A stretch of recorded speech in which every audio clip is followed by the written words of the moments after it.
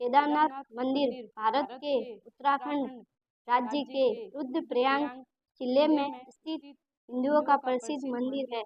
उत्तराखंड में हिमालय पर्वत की गोद में केदारनाथ मंदिर 12 ज्योतिर्लिंग में सम्मिलित होने के साथ 4 धाम और पंच केदार में से भी एक है। यहाँ की प्रतिकूल जलवायु के कारण यह मंदिर अप्रैल से नवंबर माह के मध्य ही दर्शन के लिए खुलता है।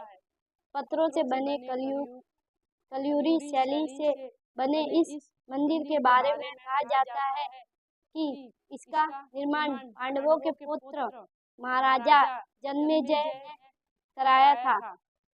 यहाँ स्थित स्वयंभू शिवलिंग अति प्राचीन है। आदि शंकराचार्य ने इस मंदिर का जीर्णोद्धार कराया था। जून 2013 के दौरान भारत के उत्तराखंड और हिमाचल प्रदेश राज्यों में अचानक आई बाढ़ और भूस्खलन के कारण केदारनाथ सबसे अधिक प्रभावित क्षेत्र रहा। मंदिर के आसपास की मकानें बह गई। इन प्रति ऐतिहासिक मंदिर का मुख्य हिस्सा एक सदियों पुराना भूबंध सुरक्षित रहे, लेकिन मंदिर का प्रवेश द्वार और उसके आसपास का क्षेत्र पूरी तरह तबाह हो गया। केदारनाथ मंदिर एक अनसुलझी पहेली है। केदारनाथ मंदिर का निर्माण किसने कराया था, इसके बारे में बहुत कुछ कहा जाता है। पांडवों से लेकर आदि शंकराचार्य तक आज का विज्ञान बताता है कि केदारनाथ मंदिर शायद 8वीं शताब्दी में बना था। यदि आप ना भी कहते हैं तो भी यह मंदिर कम से कम 1200 वर्षों से अस्तित्व में है। केदारनाथ की भूमि 21वीं सदी में भी बहुत प्रतिकूल है। एक तरफ 22,000 फीट ऊंची केदारनाथ पहाड़ी, दूसरी तरफ 21,600 फीट ऊंची कराच कुंड और तीसरी तरफ 22,700 फीट ऊंचा भरत कुंड है। इन तीन पर्वतों से लेकर बहने वाली 5 नदियां हैं, मंदाकिनी, मधुगंगा, क्षीरगंगा, सरस्वती और सवर्दरी। इनमें से कुछ इस पुराण में लिखे गए हैं। यह क्षेत्र मंदाकिनी नदी का एकमात्र जल क्षेत्र है। यह मंदिर एक कलाकृति है। कितना बड़ा असंभव कार्य रहा होगा ऐसी जगह पर कलाकृति जैसा मंदिर बनाना, जहाँ ठंड से दिन भारी मात्रा में बर्फ हो और बरसात के मौसम में बहुत तेज गति से पानी बहता हो। आज भी आप गाड़ी से उस स्थान तक नहीं जा सकते, फिर इस मंदिर को ऐसी जगह क्यों बनाया गया? ऐसी प्रतिकूल परिस्थितियों में 1200 साल से भी पहले ऐसा अप्रतिम मंदिर कैसे बन सकता है? 1200 साल बाद भी जहाँ उस क्षेत्र में सब कुछ हेलीकॉप्टर से ले जाया जाता है, जेसीबी के बिना आज भी वहाँ एक भी ढांचा खड़ा नहीं होता है। यह मंदिर वही खड़ा है और न सिर्फ खड़ा है बल्कि बहुत मजबूती से। हम सभी को कम से कम एक बार यह सोचना चाहिए। वैज्ञानिक अनुमान लगाते हैं कि यदि मंदिर 10वीं शताब्दी में पृथ्वी पर होता तो यह हिम युग की एक छोटी अवधि में होता। Video studio of geology Dehradun ने केदारनाथ मंदिर की चट्टानों पर लिग्नोमेटिक ट्रेंडिंग का परीक्षण किया। यह पत्थरों के जीवन की पहचान कराने के लिए किया जाता है।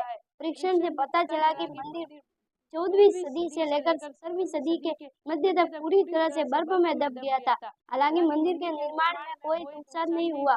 2013 में केदारनाथ में आई विनाशकारी बाढ़ को सभी ने देखा होगा।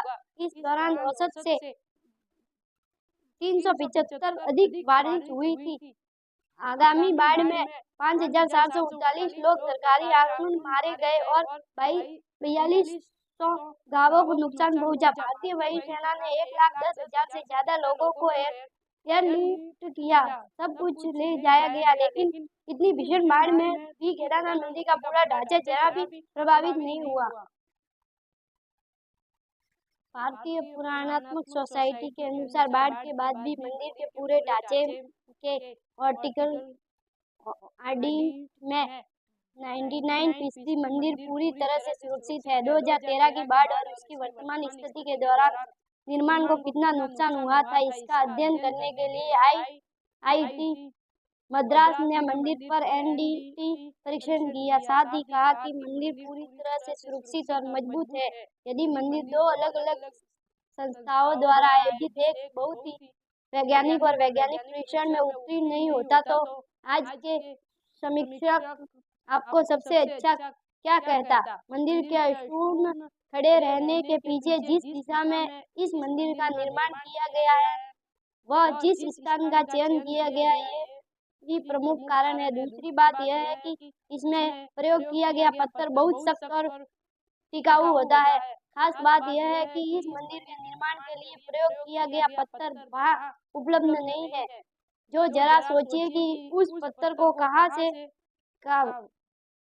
वहाँ कैसे ले जाया जा सकता था। उस समय इतने बड़े पत्थर को ढोने के लिए इतने उपकरण भी उपलब्ध नहीं थे। इस पत्थर की विशेषता यह है कि 400 साल तक बर्फ के नीचे रहने के बाद भी इसके गुणों में कोई अंतर नहीं है। आज विज्ञान कहता है कि मंदिर के निर्माण में जिस पत्थर और संरचना का इस्तेमाल किया गया है तथा जिस दिशा में बना है, उसी की वजह से यह मंदिर इस बाढ़ में बच पाया। केदारनाथ मंदिर उत्तर दक्षिण के रूप में बताया गया है, जबकि भारत में लगभग सभी मंदिर पूर्व पश्चिम हैं।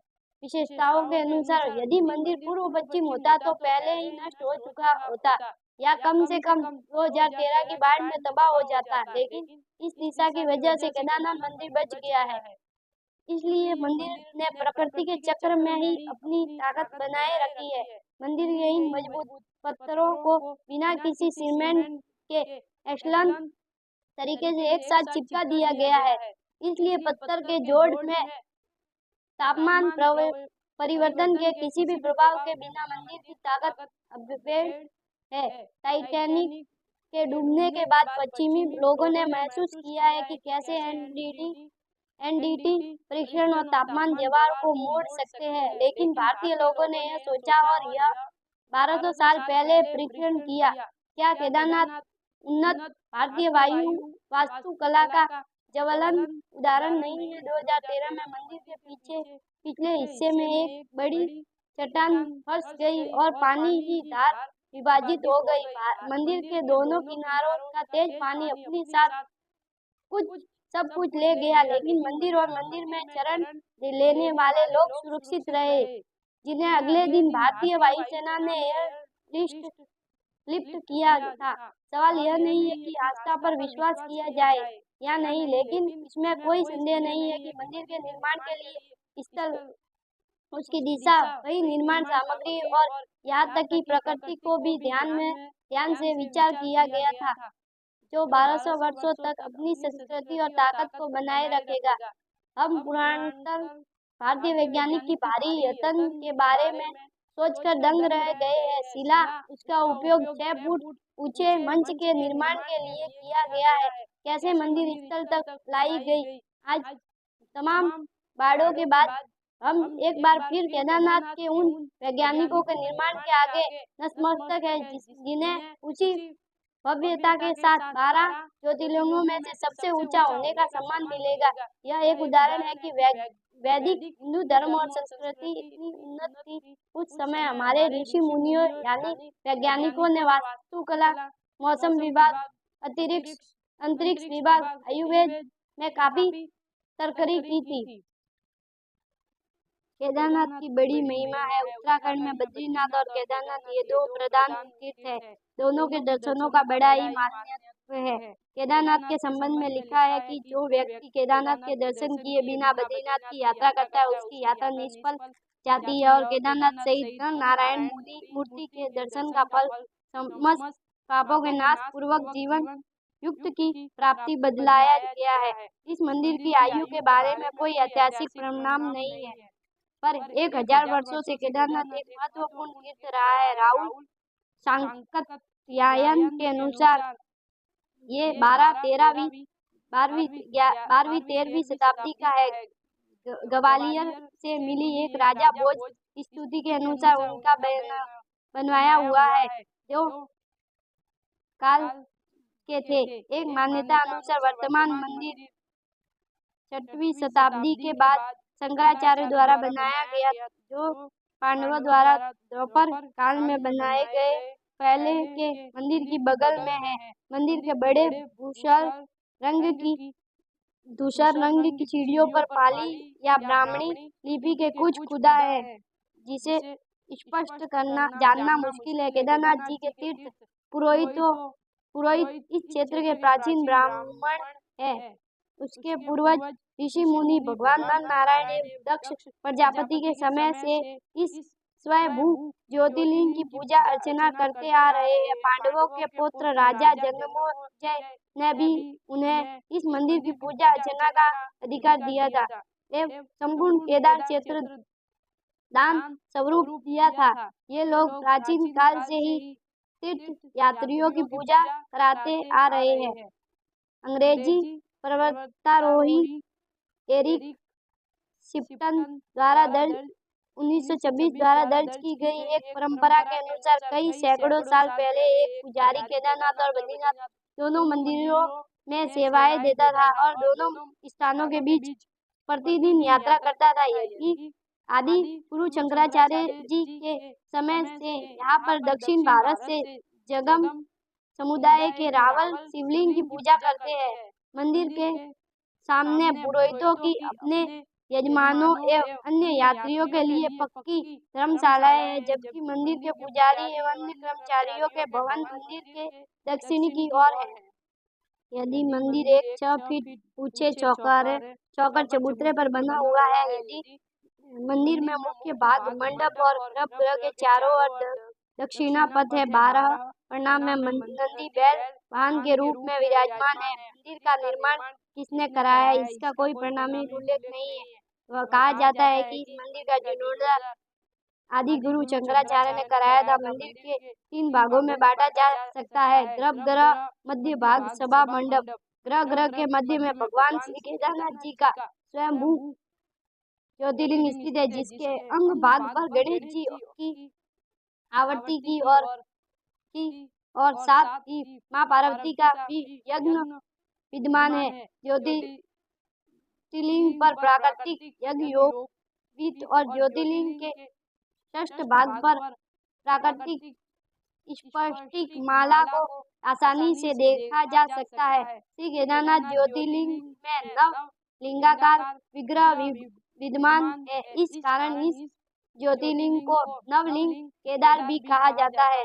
स्थानीय लोक गीतों से इसकी पुष्टि होती है कि श्री केदारेश्वर ज्योतिर्लिंग के चारों ओर विशालकाय 4 स्तंभ विद्यमान है, जिसको चारों वेदों का द्योतक माना जाता है, जिन पर विशालकार कमलनुमा मंदिर की छत टिकी हुई है। ज्योतिर्लिंग के पश्चिमी ओर एक अखंड दीपक है, जो कई हजारों सालों से निरंतर जलता रहता है, जिसकी हेर देख और निरंतर जलते रखने की जिम्मेदारी पूर्व काल से तीर्थ पुरोहितों की है। गर्भगृह की दीवारों पर सुंदर आकर्षक फूलों और कलाकृतियों को उकर कर सजाया गया है। गर्भगृह में स्थित चारों विशालकाय खंभों के पीछे से स्वयंभू ज्योतिर्लिंग भगवान श्री केदारनाथ जी की परिक्रमा की जाती है। पूर्व काल में श्री केदारनाथ ज्योतिर्लिंग के चारों ओर सुंदर कटवे पत्थरों से निर्मित जलेरी बनाई गई है। Shri Yogesh Jindal, managing director, Kashi Vishwanath steel Kashipur वालों ने मंदिर गर्भगृह में 8 मिमी मोटी तांबे की नई जलेरी लगवाई थी। वर्ष 2003-04 अब वर्तमान काल में जलेरी के साथ साथ गर्भगृह की दीवारों और मंदिर के सभी दरवाजों को अपने तीर्थ पुरोहितों की प्रेरणा से किसी और दानी दाता द्वारा रजत सांधी की करवा दी गई है। इसके गर्भगृह की अटारी पर सोने का मूल्यमा चढ़ा है। मंदिर की पूजा श्री केदारनाथ द्वादश ज्योतिर्लिंग में से एक माना जाता है। प्रातः काल में शिव पिंड को प्राकृतिक रूप से स्नान कराकर उस पर घी लेपन किया जाता है। तत्पश्चात धूप दीप जलाकर आरती उतारी जाती है। इस समय यात्री गण मंदिर में प्रवेश कर पूजन कर सकते हैं, लेकिन संध्या के समय भगवान का श्रृंगार किया जाता है। उन्हें विविध प्रकार के चिंताकर्षक ढंग से सजाया जाता है। भक्तगण दूर से केवल उसका दर्शन ही कर सकते हैं। केदारनाथ धाम की यात्रा उत्तराखंड की पवित्र छोटा पांच धाम यात्रा के महत्वपूर्ण 4 मंदिरों में से एक है। छोटा 4 धाम यात्रा हर वर्ष आयोजित की जाती है। केदारनाथ यात्रा के अलावा अन्य मंदिर बद्रीनाथ, गंगोत्री और यमुनोत्री है। केदारनाथ यात्रा में शामिल होने के लिए वर्ष मंदिर के खुलने की तिथि तय की जाती है। मंदिर के खुलने की तिथि हिंदू पंचांग की गणना के बाद उखी केंद्र की उद्घाटन तिथि अक्षय तृतीया के शुभ दिन और महाशिवरात्रि पर हर साल घोषित की जाती है। और केदारनाथ मंदिर की समापन तिथि हर वर्ष नवंबर के आसपास दिवाली त्योहार के बाद भाई दूज के दिन होती है। इसके बाद मंदिर के द्वार शीतकाल के लिए बंद किए जाते हैं। और वह केदारनाथ मंदिर आम दर्शनार्थियों के लिए प्रातः 6 बजे खुलता है। दोपहर 3 से 5 बजे तक विशेष पूजा होती है और उसके बाद विश्राम के लिए मंदिर बंद कर दिया जाता है। पुनः शाम 5 बजे जनता के दर्शन हेतु मंदिर खोला जाता है। 5 मुख वाली भगवान शिव की पूजा की प्रतिमा का विधिवत श्रृंगार करके 7:30 बजे से 8:30 बजे तक नियमित आरती होती है। रात्रि 8:30 बजे केदारेश्वर ज्योतिर्लिंग का मंदिर बंद किया जाता है। शीतकाल में केदार घाटी बर्फ से ढक जाती है। यद्यपि केदारनाथ मंदिर के खोलने और बंद करने का मुहूर्त निकाला जाता है, किंतु यह सामान्यतः नवंबर माह की 15 तारीख से पूर्व विशिष्ट संक्रांति से 2 दिन पूर्व बंद हो जाता है और 6 माह बाद अर्थात वैशाखी 13-14 अप्रैल के बाद कपाट खुलता है। ऐसी स्थिति में केदारनाथ की पंचमुखी प्रतिमा को उखी मंड में लाया जाता है। इसी प्रतिमा की पूजा यहाँ भी नावल जी करते हैं। केदारनाथ में जनता